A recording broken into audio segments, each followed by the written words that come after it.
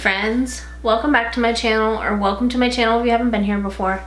I'm Erin, and for today's video we are going to be talking about a very creepy doll. Not this creepy doll, but a different creepy doll. I just have this guy hanging out with me kind of for aesthetics. This is Ned. Ned is not haunted. Ned has been around since I was a wee little girl, so we're talking like a long time. So Ned is just kind of hanging out for this video today, just to be my creepy aesthetic. I have a creepier doll that I could have pulled out, but don't feel like digging around in the closet, so Ned it is. Say hello, Ned.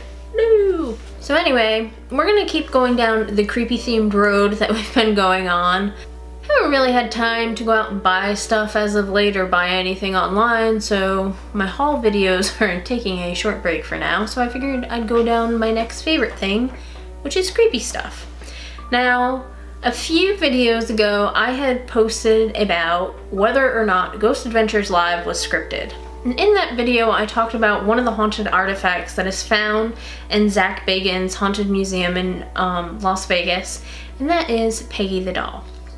Now, you'll probably have noticed in my thumbnail that I blocked out Peggy's face in her picture, and there's reason for that, and we'll get into that as we go through the story. For now, I'm going to set little Ned aside, and then we'll dig into who Peggy the Doll is. Okay, so obviously since Peggy is located in Zach's Haunted Museum at this point in time, well, she's a haunted doll, obviously. So let's talk a little bit about Peggy. So when I was doing some research for this video, I could not find a lot on Peggy's original origins, like where her owner got her from, how old this doll was, etc, etc. She looks a little bit on the older side, but I'm not a doll connoisseur or a toy connoisseur, so I have no idea when she's from. She definitely looks to be from like maybe the 70s, the 60s, I don't know. I really don't, like I said, I'm not a doll connoisseur.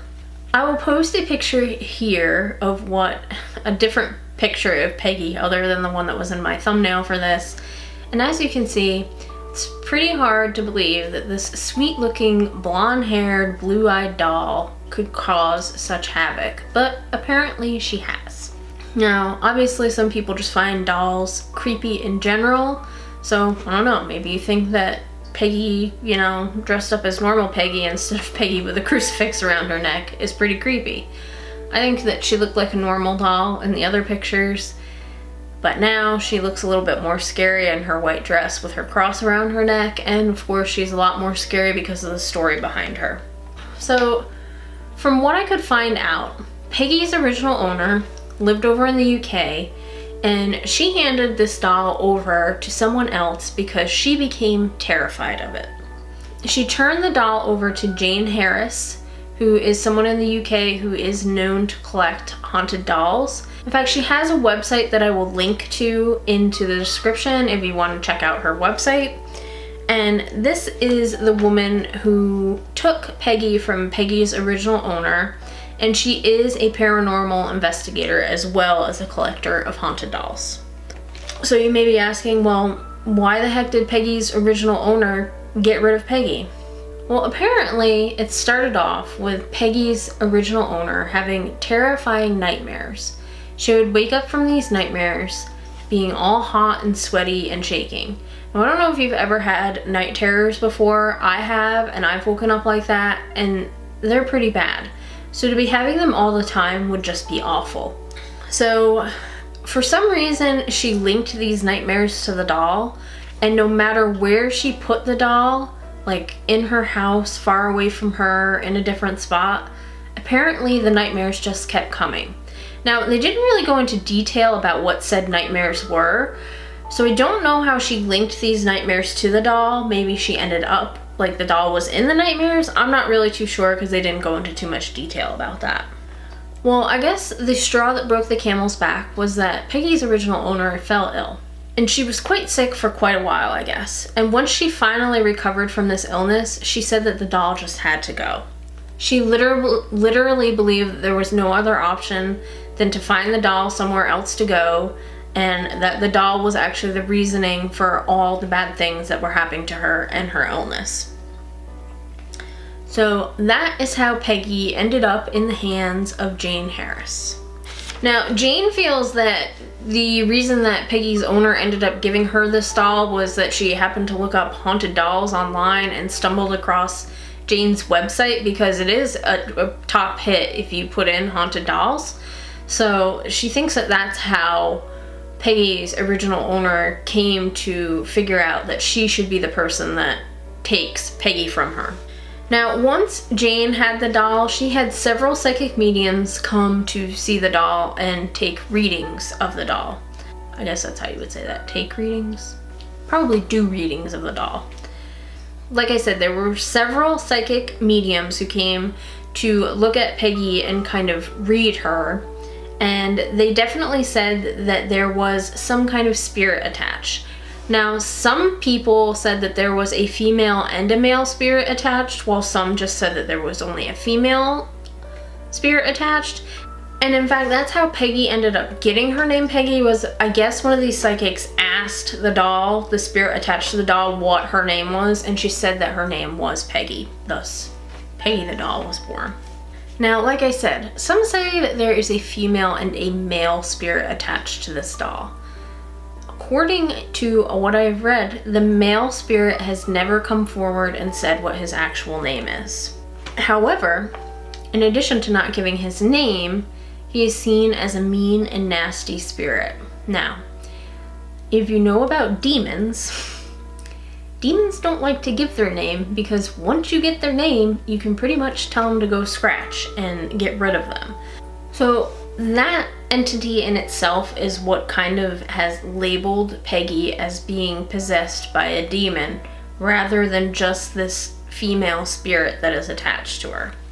Now, whether it's just one spirit or two, all of the psychics say that the spirit or entity that is attached to said doll is very restless and very frustrated.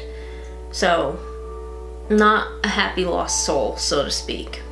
And some of the psychics said that the entity that is attached may have died from some sort of chest-related illness, such as a heart attack or an asthma attack, something that causes chest discomfort. And this will become key as I go on. You'll understand what I'm saying. So one thing that became quite apparent while Peggy has been in existence is that she causes bad things to happen to people. Now, you don't necessarily have to be the owner of Peggy to have bad things happen to you. Apparently, all you have to do is view Peggy, and that could be via picture or video, and bad things can happen. And people have reported that bad things have happened. Thus, why I had blacked out her face in my thumbnail picture. So pretty much what has happened, whether you view her in person or via photo or video, some people have experienced paranormal things happening around them, and some other people have also become very, very ill. Now, some of the illnesses that have been reported have been nausea, migraines, and chest pain. So that goes back to the psychic saying that the spirit may have died from some chest-related illness. So that could be why she causes chest pain to some people. So Jane Harris has posted a video of Peggy that supposedly after she had posted it, at least 80 people reported either illness or something happening to them after viewing this video. Now I will go ahead and link the video down below. It has a disclaimer on it to watch at your own risk, so obviously if you're going to watch it, it's at your own risk. Apparently bad things could happen.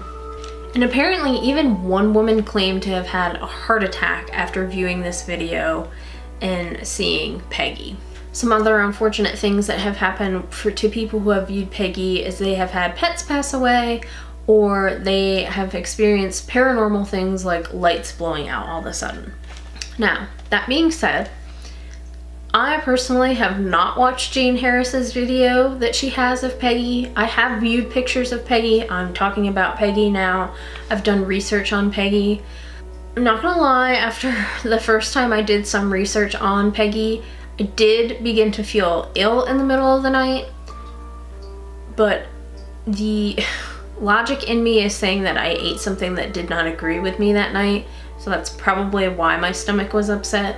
But I guess you can't rule out that maybe it was Peggy affecting me. I have viewed her pictures several times, and I haven't had migraines, I haven't suffered chest pain. I don't want to, so Peggy, if you're, or whatever entity is attached to Peggy, if you're hearing this, let's keep it that way. I'd like to be able to view pictures and just be normal, be okay. But anyway, as I said in the beginning, Peggy now has a new home in the United States. So the first time I heard of Peggy the Doll was actually on the show Deadly Possessions. So in the show, Zach interviews people in his museum about different haunted, cursed, or macabre objects that they may have. And Peggy was one of these objects that was on the show, which is where I learned about her in the first place. Now, some of the objects that he interviewed people about have ended up finding a home in the museum. Two of them that are most notable would be Peggy herself, obviously, and then the Dybbuk box, which I will also be doing a video on the Dybbuk box eventually. So while they were filming the portion of Deadly Possessions with Peggy, weird paranormal things began to happen. So flies began to swarm around Zach while he was interviewing Jane while the doll was there, and he had never had that happen in the museum before. Apparently also cameras started to begin to malfunction and stop recording while they were trying to do this interview. And finally, they also did a seance with Peggy in the room, and you could hear a typewriter clicking in the background while this seance was going on. So like I said, Peggy has found a new home in Zach's museum, and she actually has her own room and her own display. Now, people actually have to sign a waiver to be able to go into the museum, but I believe they also have to sign a waiver actually stating that they're okay with going to see Peggy, since she is known to cause harm to those who view her. Now, she is kept in a display that kind of looks like a dollhouse, but it has a glass front on it. So she is behind glass, kind of like Annabelle was behind glass in the Warrens Museum. The thing that Zach has done that I think is interesting is he has put a spirit box in her room that is consistently running.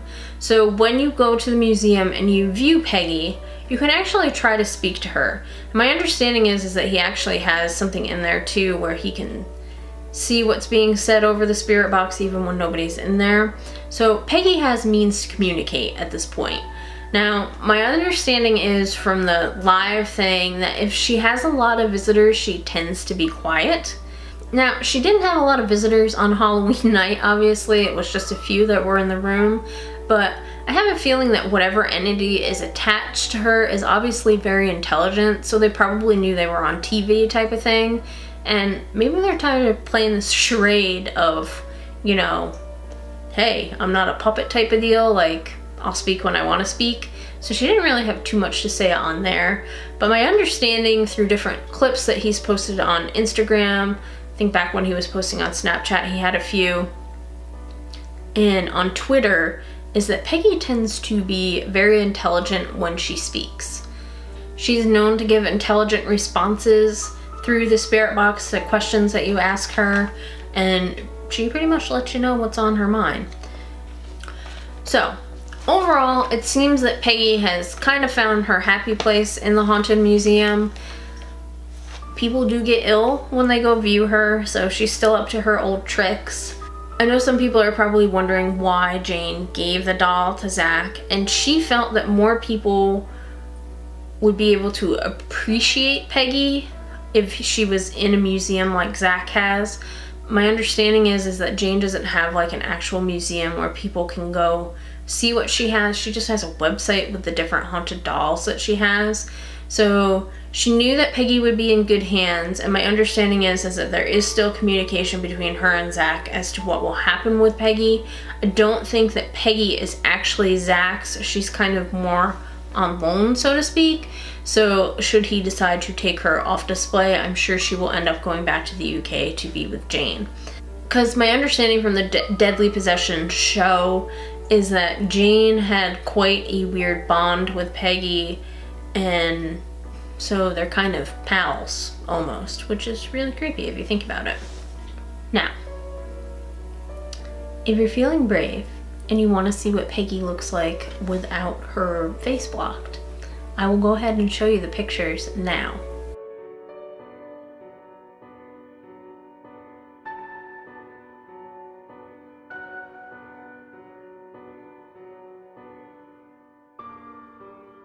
But anyway, that's it for Peggy the Doll. I am planning on doing more videos about different paranormal objects. So if you would like to see more like this, make sure you give me a thumbs up.